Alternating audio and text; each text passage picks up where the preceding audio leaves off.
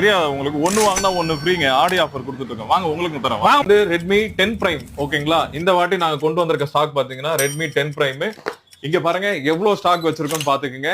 அப்படியே வாங்க, கொஞ்சம் பக்கத்துல வாங்க. ரெட்மி 10 பிரைமுங்க. இப்ப ஆன்லைன்ல பாத்தீங்கன்னா 13,000 கொடுத்துருக்காங்க. அதே 13,000 வேண்டாங்க, அதை விட 500 கம்மியாவே பாத்தீங்கன்னா 2 மொபைல் வந்து பாய் வந்து ஆஃபர்ல கொடுக்க போறாங்க. 2 மொபைல் சேர்த்தே வந்து எவ்வளவு பாய் நீங்களே சொல்லிருங்க. 12,500. ஆக்சுவலி இதுல ஒண்ணு தான். ஏன்னா 12,500 ருபீஸ்க்கு 2 ஃபோன் தராங்க. Redmi 10 prime.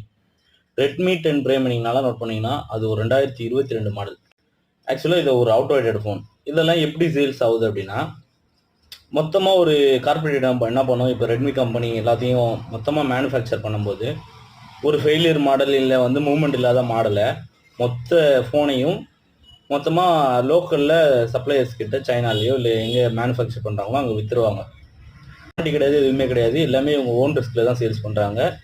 பட் என்னென்னா அவங்களுக்கு கிடைச்சதோட காஸ்ட்டு பார்த்தீங்கன்னா 13,000 ரூபா அப்படின்னா அவங்களுக்கு அட்லீஸ்ட் ஒரு 2,000-3,000 ரூபாய் கிடச்சிருக்கும். இவ்வளோ தான் கிடச்சிருக்கும்.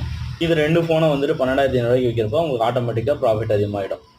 ஸோ இந்த கான்செப்டில் தான் விற்கிறாங்க. இதுக்கு வாரண்டி கிடையாது, எதுவுமே கிடையாது. ஒரு 4G ஃபோனு, 2022 மாடலு, அவுடேட்டட் சாஃப்ட்வேராக இருக்கும். இப்போ ஒரு ஃபோன் வாங்கி நீங்கள் 3 வருஷம் தான் யூஸ் பண்ண முடியும். இப்போ ஆல்ரெடி இது 3 வருஷத்துக்கு அப்புறம் சேல்ஸ் பண்ணுறப்ப இதான், இது வாங்குறது வாங்காது உங்களோட விருப்பம். பட் 12,500 ருபீஸுக்கு ஃபோன் வாங்க முடியாதவங்களுக்கு இது ஒர்த்து தான். 6,000 ரூபாய்க்கு ஒரு ஃபோன் கிடைக்கின்ற கான்செப்டில் வாங்கி யூஸ் பண்ணலாம்.